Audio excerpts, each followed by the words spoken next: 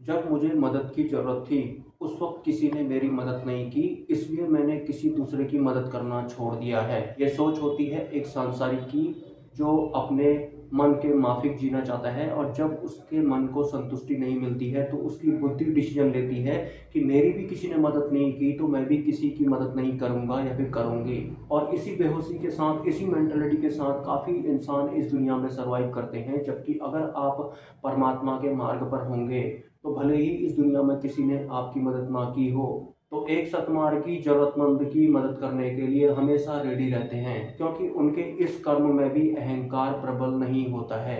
अगर वो भी सांसारिक हो गए या फिर दुनिया वालों जैसे ही हो गए, तो फिर क्या फर्क रह जाएगा एक परमात्मा की भक्ति करने वाले में और माया या फिर अन्य की भक्ति करने वालों में। जो भी लोग इस तरह के डायलॉग मारते हैं, वो अपने आप को बचा कर रखना चाहते हैं, आई मीन अपने अहंकार को वो बचा कर रखना चाहते हैं, इस आड़ में कि मेरे मन की जैसी नहीं की गई तो मैं भी ऐसा नहीं करूँगा। और वो माया की भक्ति में भी होते हैं और नहीं भी होते हैं, वो सांसारिक होते हैं। और ऐसे लोग परमात्मा की भक्ति ना करने के लिए इस तरह के डायलॉग भी जरूर मार देंगे। जो भी इंसान मनी सर्कल में रहेगा, उसे ना तो परमात्मा मिलेगा, ना ही उसे सिद्धि शक्ति मिलेगी। बस बात खत्म, वो पल्ला झाड़ देंगे।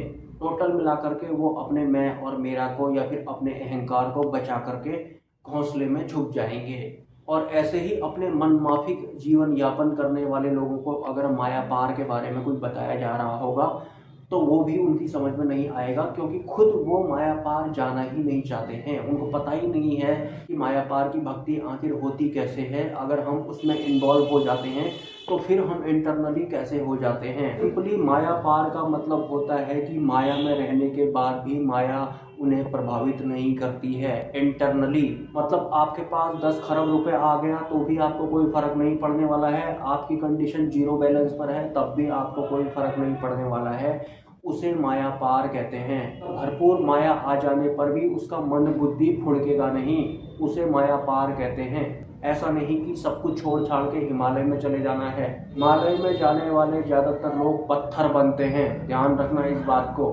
और कई दिनों से मैं ये बताने में लगा हुआ हूँ कि भगवान स्वामी नारायण के अलावा आप किसी अन्य की भक्ति अगर आप करेंगे, तो आपको कुछ इसी तरह की अवस्थाएं प्राप्त होती हैं, पेड़ वाली या फिर पत्थरों वाली।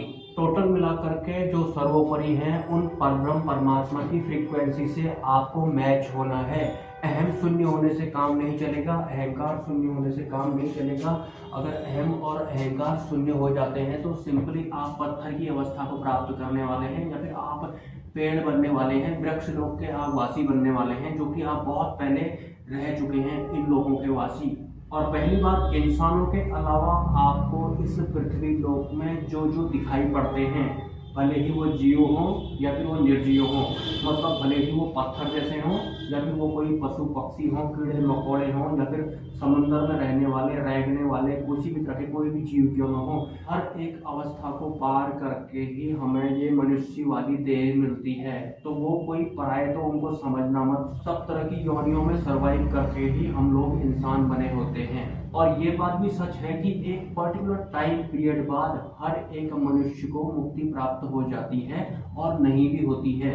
ये दोनों यस और नो वाले हैं, इसलिए मैं ये दोनों तरह की बातें बोल रहा हूँ। मतलब एक पर्टिकुलर दायरा आएगा, उसके बाद हमें मुक्ति प्राप्त हो जाती है। वो हमारा अंतिम जन्म हो सकता है, वो ये वाला भी हो सकता है, वो कोई और वाला भी हो सकता है, और वो नहीं भी हो सकता है। क्योंकि ये यस नो जहाँ भी होगा, आप समझ जाना कि द्वंद्व के अंडर में आपको ज्ञान बताया जा रहा है, क्योंकि दूसरा कोई तरीका होता भी नहीं है मुंह से बोल करके या फिर लिख करके बताने के अलावा। टोटल मिला करके आपको ये द्वंद्व वाली जो दुनिया है, इससे पार जाना होता है। आपको ना तो अच्छा प्रभावित करेगा, ना ही आपको बुरा प्रभावित करेगा, ना ही आपकी एक जीवात्मा के अलावा कोई अन्य आइडेंटिटी होनी चाहिए। और जीवात्मा के अलावा कोई अन्य आइडेंटिटी होनी चाहिए तो मतलब ये नहीं है कि आपको खाली अपने आप को मान लेना है कि मैं एक जीवात्मा हूँ। आपको अनुभव होना चाहिए, आपको बोध होना चाहिए, और बोध आपको तभी होगा जब आप अन्य को ठुकराएंगे। बाकी सभी तरह की आइडेंटिटी जो भी आपकी हैं, आप उन सबको ठुकराएंगे। हाँ, साधन के रूप में आप सबका इस्तेमाल कर लेंगे, लेकिन आसक्ति नहीं बनाएंगे उनकी, या फिर उनको ही पकड़ करके आप अध्यात्म में आगे नहीं बढ़ेंगे। अगर आप पुरानी वाली आसक्तियों को आधार बनाकर या फिर उनको पकड़ के ही अध्यात्म में भी आगे बढ़ रहे हैं, तो सिंपली यहाँ पर अहंकार अपने आप को और ज़्यादा मजबूत बना रहा है। वो अपने आप को मिटाना चाहता है नहीं। हाँ, वो बस बोल रहा है खुद ही आपके अंदर से कि हाँ मैं अपने आप को ख़त्म करना चाहता हूँ। अहंकार अपने आप को ही ठगने वाला भी होता है। ये कमाल की बात है, अगर आपके अंदर से आवाज़ निकल रही है कि मैं अपने अहंकार को मिटाना चाहता हूँ, तो इसका मतलब है कोई है कि वो समझ रहा है कि कुछ और है जिसको मिटाना है। तो जिसको वो मिटाएगा, अगर वो उसको मिटा भी देता है तो अपने आप को वो सेव रख ही तो रहा है, अपने आप को तो बचा ही रहा है। वो जो ये अंदर से बोल रहा है कि मैं अपने अहंकार को मिटाना चाहता हूँ, तो सिंपली वो खुद तो मिटेगा नहीं, वो अहंकार को मोटा मोटा बाहर का मिटा देगा और संतुष्ट हो जाएगा। अहंकार तो अपने आप में ही ठगा हुआ भी होता है, क्योंकि अनादिकाल से ये ऐसे ही सर्वाइव कर रहा होता है। तो काफ़ी सारे आवरणों के प्रभाव में ये आ जाता है और वैसा ही ये ढल भी जाता है। तो अध्यात्म के मामले में आज तक पुराना जिस भी तरह के अध्यात्म में आप रहे हो, उसमें मुक्ति दूर दूर तक कहीं भी नहीं है, मैं आपको क्लियर बता देता हूँ। और वास्तविक मुक्ति या फिर ए ग्रेड वाली मुक्ति आपको प्राप्त करनी है, अंतिम सत्य प्राप्त करना है आपको, तो आपको परब्रह्म परमात्मा भगवान स्वामीनारायण की एकमात्र भक्ति करनी है। उनके अलावा आप किसी अन्य की भक्ति करते हैं और आप अपने आप को कुछ और मानते हैं, लाइक आप अपने आप को हिंदू मुस्लिम सिख ईसाई मानते हुए, इनको पकड़ते हुए अगर आप कोई अन्य भक्ति कर रहे हैं, परब्रह्म की भक्ति कर रहे हैं, तो भी आपको परब्रह्म परमात्मा नहीं मिलेंगे, क्योंकि पहले से ही आपने अपने आप को कुछ मान रखा है। अपने आप को तो आपको कुछ मानना ही नहीं है, क्योंकि मान्यताएं बनाने का काम मन करता है। आप ये समझ लें कि बिना गुरु कृपा से अहंकार भी खत्म नहीं होगा या फिर वो भी समर्पण नहीं करेगा। और गुरु कौन, मैं बहुत बार बता चुका हूँ, अंतिम गुरु जिनको कहते हैं, जो कि हम इंसानों की मुक्ति का मार्ग प्रशस्त करते हैं, जिन्हें कि परब्रह्म परमात्मा द्वारा ही नियुक्त किया गया होता है, जिनकी ऊर्जा उनसे ही निरंतर कनेक्टेड रहती है। उनके संपर्क में या फिर उनके सानिध्य में आने के बाद ही हम इंसानों की वास्तविक मुक्ति का मार्ग प्रशस्त होता है। लेकिन हमें भी प्रयास करना पड़ता है।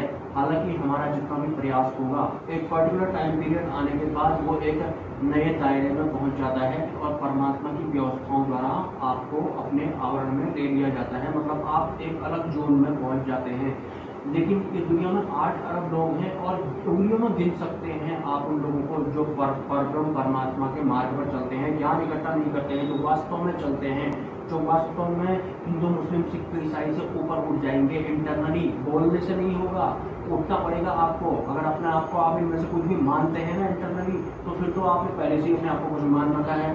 तो गिने चुने लोग होते हैं जो परब्रह्म परमात्मा के मार्ग पर चलते हैं और वास्तविक मुक्ति को प्राप्त करते हैं। बाकी लोग तो इल्यूमिनाटी ग्रुप के ही अंडर में रहना चाहते हैं।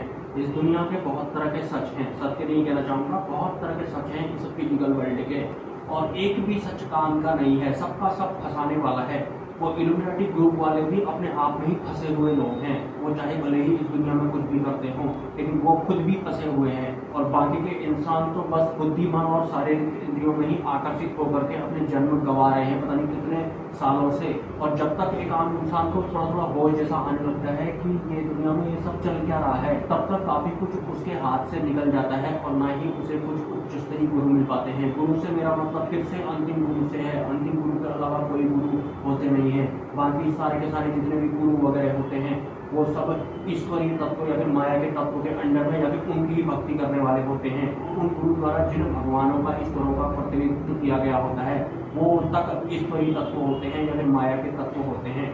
तो अंतिम गुरु के अलावा कोई गुरु तो होते नहीं है जो हमको ए ग्रेड वाली मुक्ति दिलवाते हैं। ये क्लियर हो गया, भले ही इससे आपके अहंकार को चोट पहुंचती हो या फिर मान्यताओं को चोट पहुंचती हो, ये एक वास्तविक सत्य है। और चाहिए अगर आपको अंतिम सत्य, तो आपको ऊपर उठना पड़ेगा, अपने मन के विपरीत आपको जाना पड़ेगा। आज के लिए इतना ही, मिलते हैं किसी नेक्स्ट वीडियो में। नमस्कार।